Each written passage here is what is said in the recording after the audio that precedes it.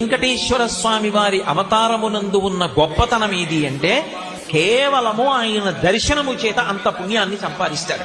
అందుకే ఆయన ఒక మాట చెప్పాడు, నేను ఎందుకు వస్తున్నాను అవతారంగా అంటే సర్వలోకములను రక్షించుట కొరకు, మోక్షమునకు మార్గమును సుగమము చేయుట కొరకు.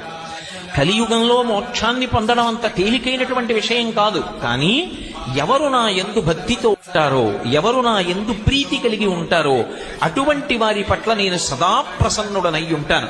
అందుకే స్మరణాత్ సర్వ పాపఘ్నం.